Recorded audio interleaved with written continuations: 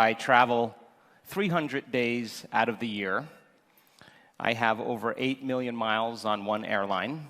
I have over 1 million miles on 2 other airlines. My company runs events all over the world. We run large-scale events for thousands of people for week-long retreats, and we interact with hotel administration all the time. Part of my company is actively engaged in negotiating contracts all the way through 2021. So I have an opportunity to spend quite a bit of time in hotels, and as you know, you can go to a hotel that's recognized as a wonderful resort, acclaimed as a platinum 5-star hotel, and have mediocre service, or you can go to just a nice hotel and have great service, and you'll always return to the hotel that has great service. And so I've become quite an expert in travel over the last 20 years, and I want to talk to you about what it is to create change in a culture, how to inspire people to become defined by a vision of the future instead of the memories of the past, and what does it take to truly change, and what is change, and why is change so hard? And over the last 10 years or so, my company has a research team, and we have done scientific studies on what it takes to truly change. Is there a formula that you can demystify the process? And that most people, they wait for crisis or trauma or disease or diagnosis or loss when they reach their lowest denominator, that they finally make up their mind to change. And my message is, why wait? That we can learn and change in a state of pain and suffering, or we can learn and change in a state of joy and inspiration. And we are literally in a new era right now. And this era is about information. And in an age of information, ignorance is a choice. We don't need a doctor, a teacher, a governor, a priest, a rabbi, a minister to gain information any longer. Because we have access to information, people are taking their power back. Technology affords us the ability to research anything we want to research. And every time you learn something new, you make new synaptic connections in your brain. In fact, learning is making new connections. And the Nobel Prize laureate Kandel in the year 2000 found that when people learn just one bit of information and they concentrated on it for an hour, they doubled the number of connections in their brain from 1,300 connections to 2,600 connections. But if they didn't review that information, if they didn't think about it, if they didn't repeat it over and over in their mind, those connections pruned apart within hours or days. So if learning is making new synaptic connections, then remembering is maintaining and sustaining those connections, keeping those connections in a long-term relationship. And this 4-day retreat is an opportunity for you to gain information, to retreat from your lives, and to break from the routine, mundane way that you do things long enough for you to begin to learn new information. And that information then begins to become installed in the circuitry in your brain. The question is, though, what do you do with that information? That if you can then take that information and apply it, personalize it, demonstrate it, initiate it in some way, if you can get your behaviors to match your intentions, if you can get your actions equal to your thoughts, if you can get your mind and body working together, you're going to have a new experience. An experience then enriches the philosophical circuits in the brain, laying down networks of neurons. And the moment those neurons string into place, the brain makes a chemical. And that chemical is called a feeling or an emotion. And the moment you feel like a leader, the moment you feel more unlimited, the more you feel gratitude from some experience, now you're teaching your body chemically to understand what your mind has intellectually understood. And we can say that knowledge is for the mind and experience is for the body. And in that moment, you are embodying the truth of that philosophy. And for one moment, your mind and body are aligned to a new destiny. And it is the environment and the interaction in the environment that actually changes genes. And we've measured this, that in 4 days, people can change their genetic expression if they begin to think differently, make new choices, do different things, create new experiences, create new feelings. They will change their genetic destiny. So then, in that moment, then, if you've done it once, or if you're training somebody to modify their behaviors, and they're able to do it once, then they should be able to do it again, yes or no? And if you can repeat an experience over and over again, you will begin to neurochemically condition the mind and body to begin to work as one. And when you've done something so many times that your body now knows how to do it as well as your mind, now it's innate in you. It's second nature.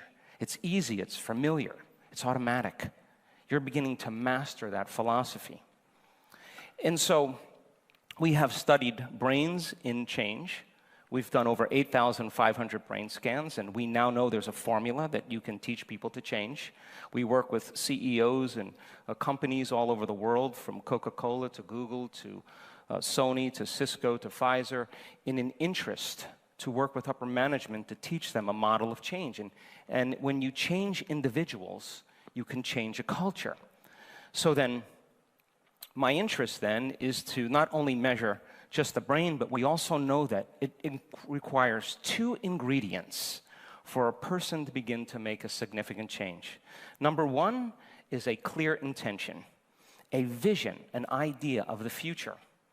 And when a person begins to select a new idea in the future, if they can begin to emotionally embrace what that future is going to feel like, because they're so caught up in their inner vision, they begin to feel an elevated emotion. An emotion like gratitude, an emotion like inspiration, an emotion like motivation. And you can actually measure what happens to the heart when this occurs. So then when a person starts feeling the emotions of their future in that instant, their heart begins to respond very differently. And we've measured this. The heart begins to become more coherent. It starts to beat in a more rhythmic pattern. And that by living by the emotions of fear and resentment and frustration and impatience actually causes the heart to beat out of rhythm. And people spend 70% of their time of their lives living by those stress hormones. Living in stress is living in survival. So the fundamental question is, can you teach people then how to create a more coherent brain? And can you teach them how to regulate their heart and be able to control how their heart responds? And our research shows that that's absolutely possible. And you don't have to be a Buddhist monk. You don't have to be a nun with 40 years of devotion. You don't have to be a minister, a scholar, an academic. That common people can learn how to do this. The side effect of this is that they begin to produce changes in their immune system, changes in their gene expression. Diseases go into remission. We start to see people having very transcendental moments that begin to redefine who they are. So then a clear intention and elevated emotion allows the person then to begin to see a new possibility. The question is then, can they sustain that state? Now, your brain is organized to reflect everything you know in your life. Your brain is a record of the past. It's an artifact of everything you've learned and experienced to this moment. So most people wake up in the morning, and the first thing they do is they start to think about their problems. And those problems are memories that are etched in their brain. And those memories are connected to certain people at certain places with certain things at certain times. And the moment they begin to think about their problems, we could say that they're thinking in the past. Now, every single one of those problems has an emotion associated with them. So then the moment they think about a problem, the brain turns on circuits that are connected to the past, and then all of a sudden they start feeling unhappy. They start feeling unworthy. They start feeling fear or anxiety. Now, thoughts are the language of the brain, and feelings are the language of the body. And how you think and how you feel creates your state of being. So most people start their day from a state of being that's completely derived from the familiar past. And when people live in the familiar past, they will create a predictable future. And then they get up and they do a series of routine automatic behaviors. They stretch, then they grab their cell phone, they check their WhatsApp, they check their text, they check their email, they check their Facebook, they take a picture of their feet, they post it on Facebook, then they tweet, then they Twitter, then they check the news, and then all of a sudden now they're connected to everything known in their lives. And then all of a sudden they go through that same routine behavior. From waking up, getting a cup of coffee, taking a shower, driving to work, and they're in a program. And then we could say then their body is dragging them into a predictable future based on what they did in the past. And 95% of who we are by the time we're 35 years old is a set of memorized behaviors, emotional reactions, unconscious beliefs and perceptions, hardwired attitudes that function just like a computer program. The person has a thought or a reaction to something in their environment, and then they go unconscious.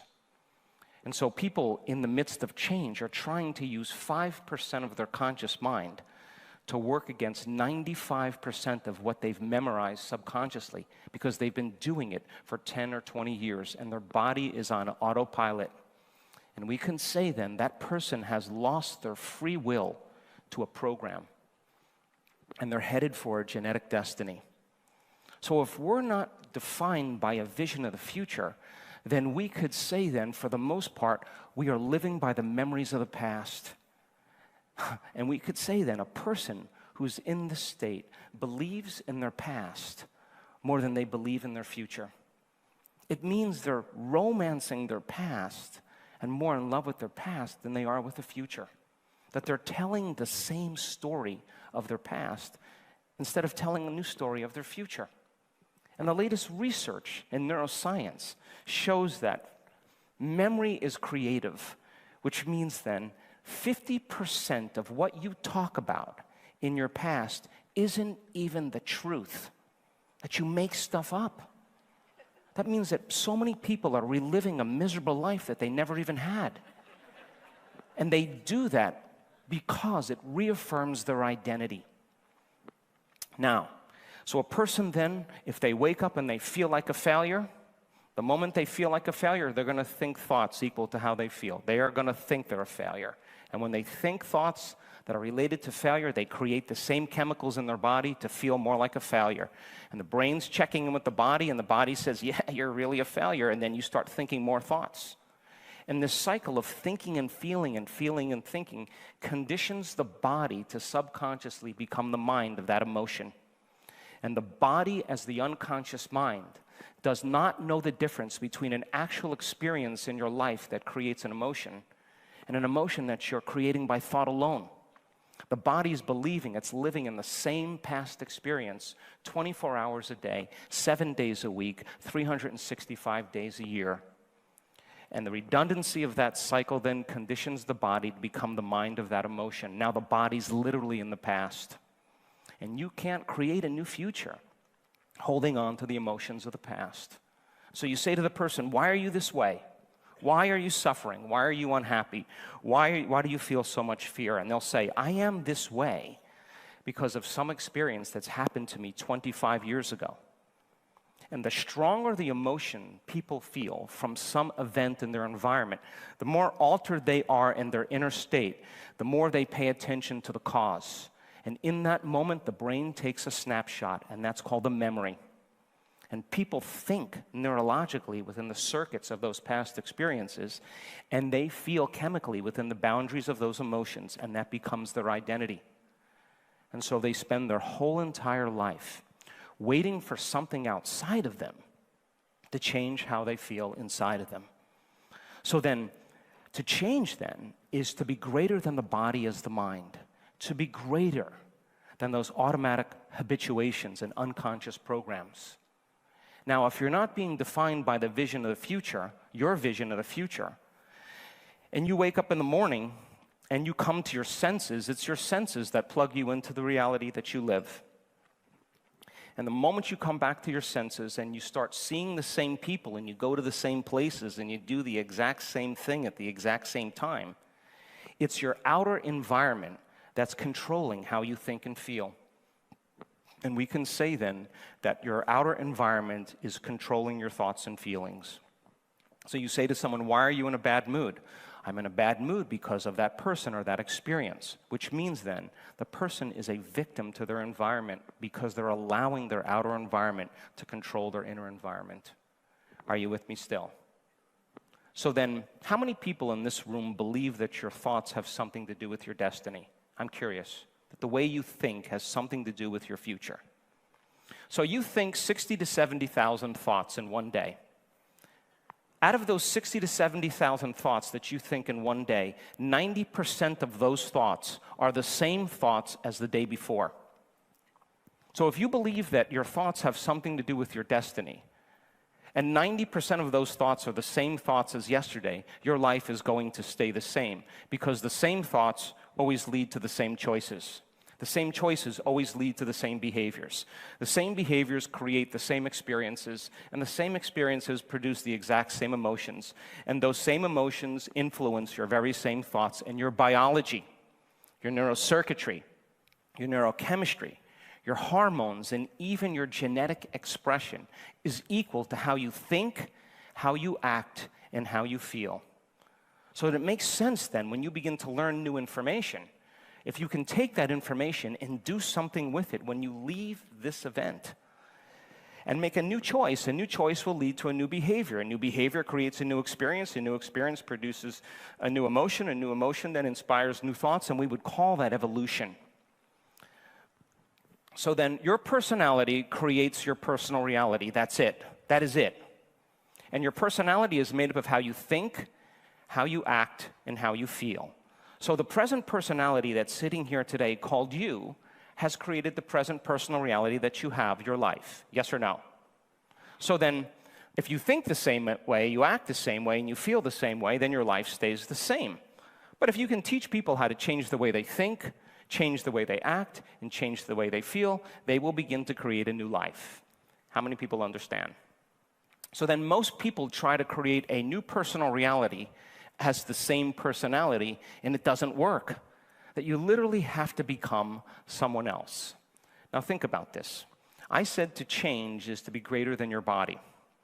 The body as the mind that's been conditioned over time, emotionally and habitually. To change then is also to be greater than your environment, to be greater than the circumstances in your life. And every great person in history understood this, that they were defined by a vision of the future, so much so that they began to live as if that future reality was already manifesting. They weren't waiting for it to happen, they were creating it. And to change then is to be greater than time, to not be in the program of the familiar future or the predictable future or the familiar past, to teach people how to be present.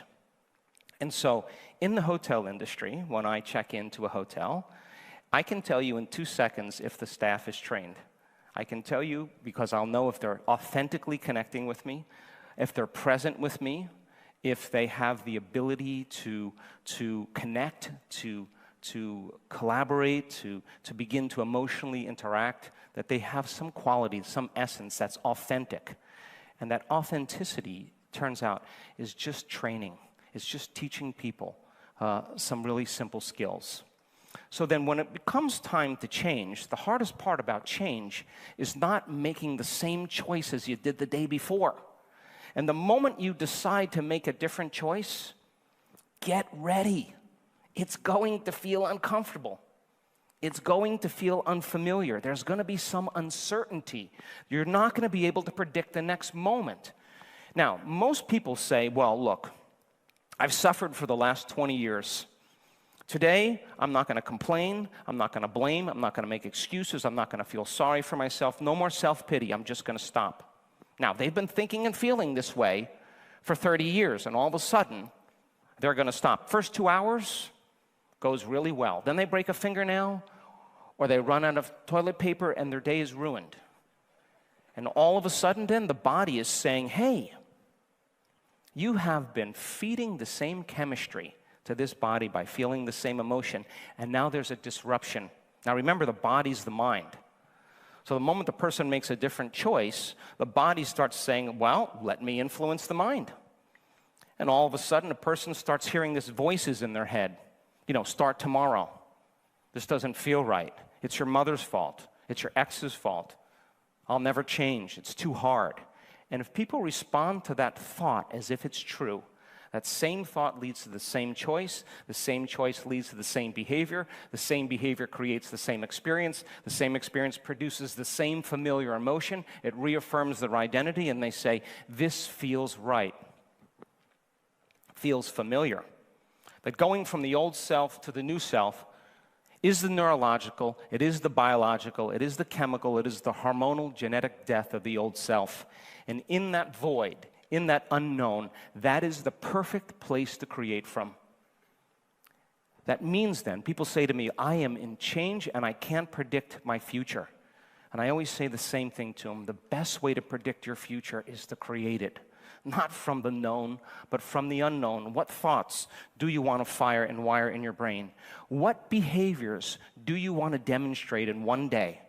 And the act of closing your eyes, this is neuroscience now. You can teach people how to do this and have them mentally rehearse what they're going to do. We do this in corporations.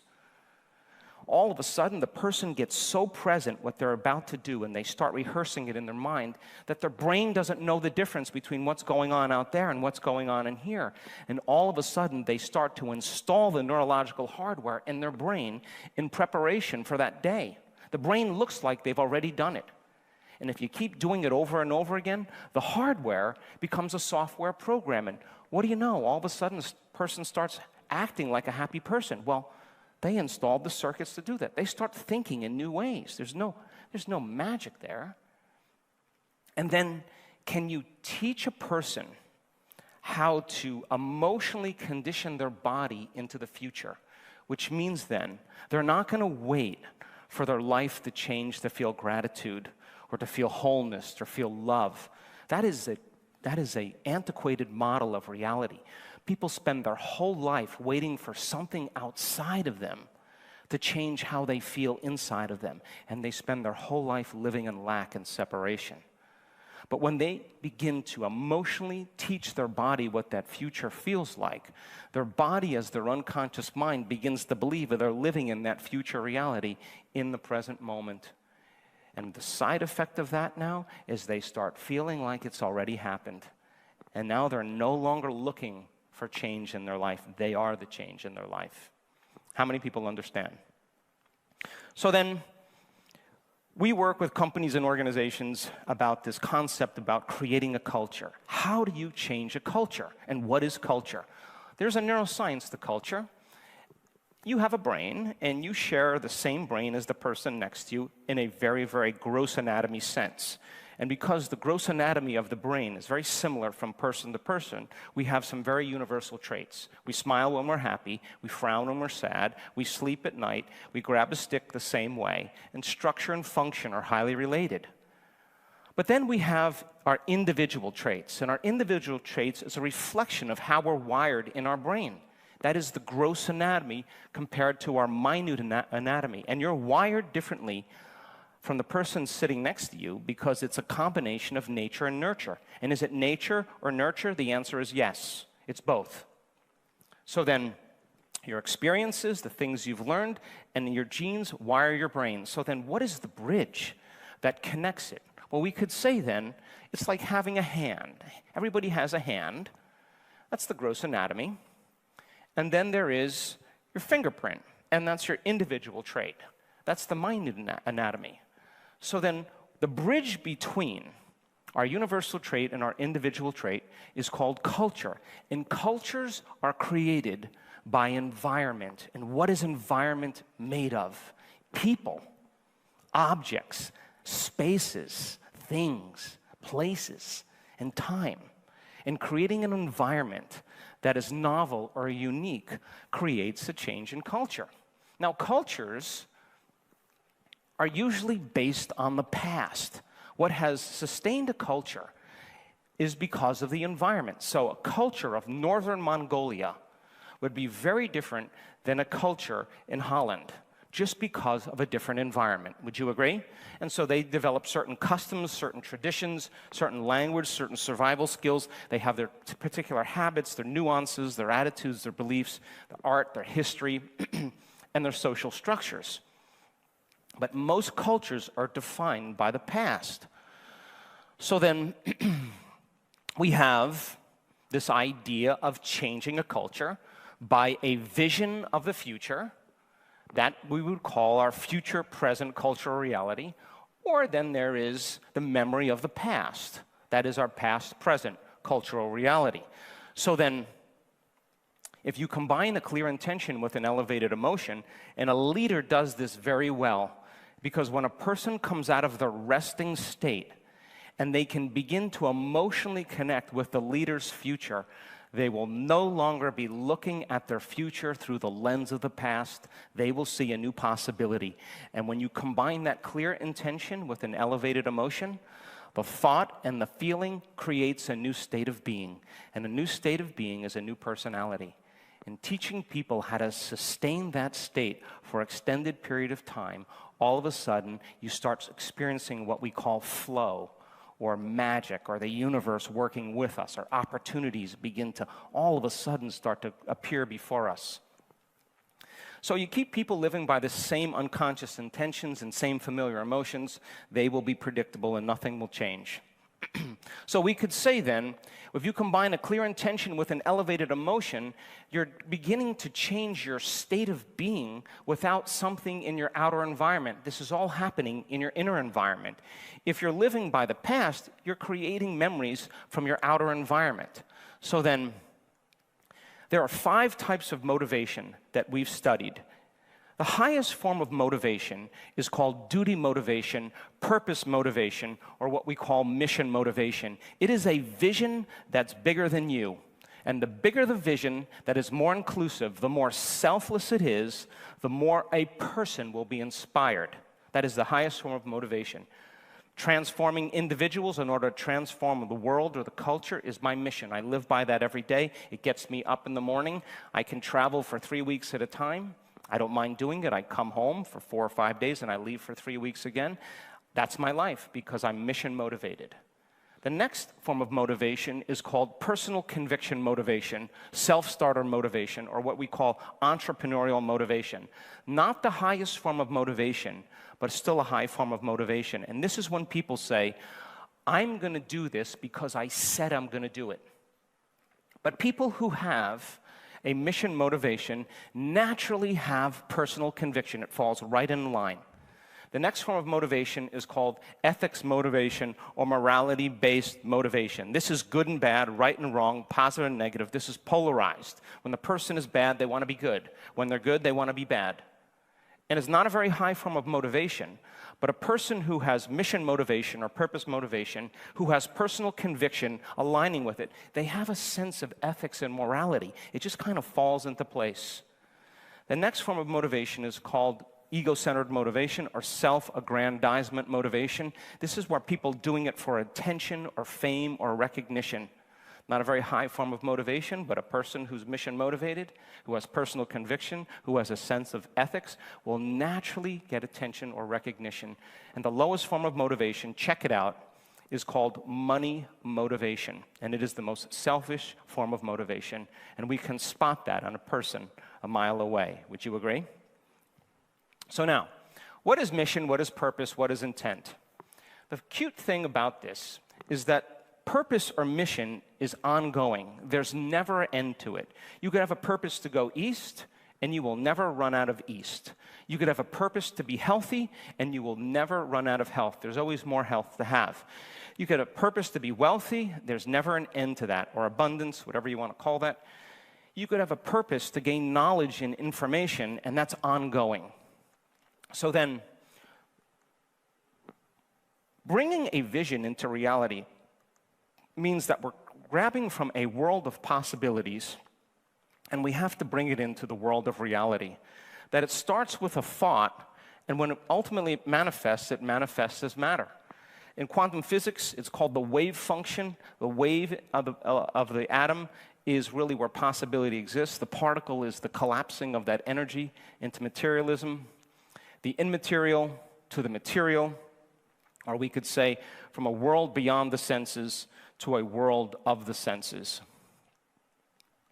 So then, if you have a vision or a purpose, then the next thing to do is to set up goals in alignment with your purpose or your vision. And goals then help us to stay on purpose. And the more you are on purpose, the easier it is for you to maintain your goals. So then, if you work with a department, you work with sales, you work with management, you work with HR, whatever it is, if you can get a subculture of people aligning to a purpose, and then all of a sudden sharing similar goals, the outcome of that department, you will begin to create quite a bit of motivation